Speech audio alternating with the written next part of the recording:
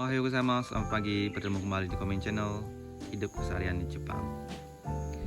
Masih dalam suasana musim penghujan ya, hari ini pagi-pagi sudah mendung dan anginnya juga cukup kencang ya hari ini.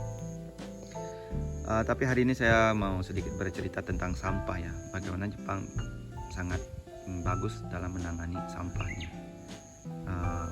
Tidak ada sampah-sampah berceceran di jalan gitu. Tidak, kita susah menemukan puntung-puntung rokok di jalanan gitu, susah sekali. Beda halnya dengan kita ya di Indonesia.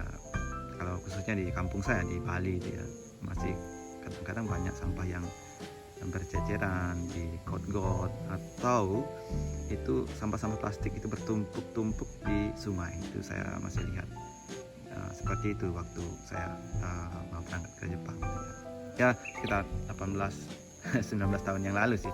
Sekarang mungkin sudah ada penanganan yang serius saya pikirnya. Tapi ya sebelum Jepang masyarakatnya itu ya, Jepang punya kesadaran yang tinggi tentang sampah itu. Ternyata Jepang juga mempunyai pengalaman yang sangat pahit, di mana sampah-sampah itu dibuang ke sungai, limbah-limbah dibuang ke sungai dan mengalir ke laut begitu. Itu dialami di tahun 1960-an, di mana Jepang merupakan negara yang sedang berkembang waktu itu. Nah, waktu itu sampah-sampah itu tidak ada yang peduli katanya. Nah, itu saya ketahui dari cerita di flashback di acara-acara televisi di Jepang gitu. Saya suka menonton itu, bagaimana Jepang mengalami kemajuan, dan sebelum mengalami kemajuan itu Jepang juga mengalami masalah sampah yang sangat serius gitu.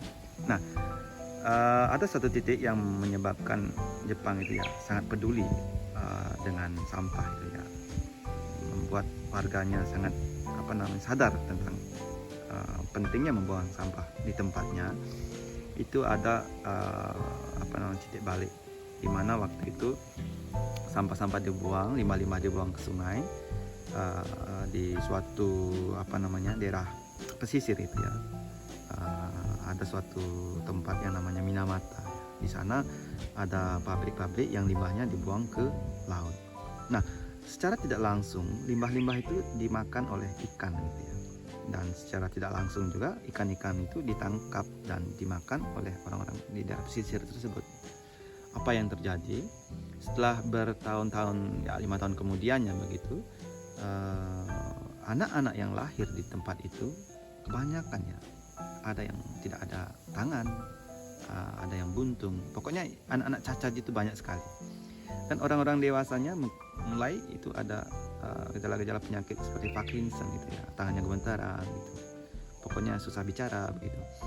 Nah, setelah diselidiki ternyata penyebabnya adalah limbah-limbah pabrik yang dibuang ke sungai dan langsung mengalir ke laut itu dimakan oleh ikan, dan ikan terkontaminasi, dan ikan itu dimakan oleh manusia dan manusianya juga ikut terracuni.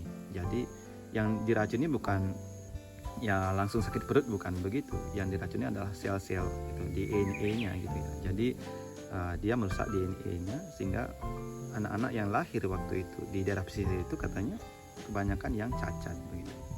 Nah, itu adalah salah satu penyebab pemerintah Jepang itu membuka mata itu ya, lebar-lebar itu. Jadi sadar gitu bahwa bagaimana pentingnya untuk mengolah limbah itu dengan baik, mengolah sampah itu dengan baik.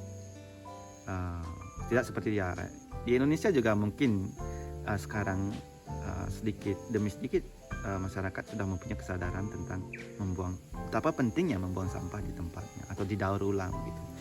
Karena ya sebelum menjadi masalah yang sebesar ini seperti di Jepang ini, kita masih bisa untuk menanggulangi kalau kita sadar, mempunyai kesadaran dari sekarang gitu. Saya berharap ya kalau kita penduduk-penduduk warga-warga kita di Indonesia sekarang punya kesadaran untuk membuang sampah pada tempatnya gitu, dan memilah-milah antara organik dan anorganik itu sangat penting. Ini saya bercerita kenapa ya, semoga ya tidak ada cerita yang sama seperti yang dialami Jepang ya, masalah kelamnya Jepang tentang sampah atau limbah ini yang menyebabkan ya masalah yang sangat-sangat rumit ya sampai sekarang pun. Karena apa? orang-orang yang lahir pada saat itu banyak yang cacat dan dia meminta ganti rugi sama pemerintah sampai sekarang pun. Ya tentunya ya pemerintah sekarang sudah memaklumi dan memberi pesangon begitu pada orang-orang yang terkena cacat itu ya di Jepang ya. Tapi kenapa saya membicarakan masalah sampah ini ya? Karena saya mau melihat ke depan ya, Indonesia itu menjadi negara yang clean gitu ya. Bali khususnya ya, tempat saya di kampung saya juga menjadi yang bebas sampah. Berharap teman-teman di Indonesia juga punya kesadaran yang ya sama seperti yang kita bisa contoh orang-orang Jepang menjadi negara yang clean dan bebas sampah. Ya itu saja dulu ya, semoga teman-teman selalu dalam keadaan yang sehat dan tetap semangat.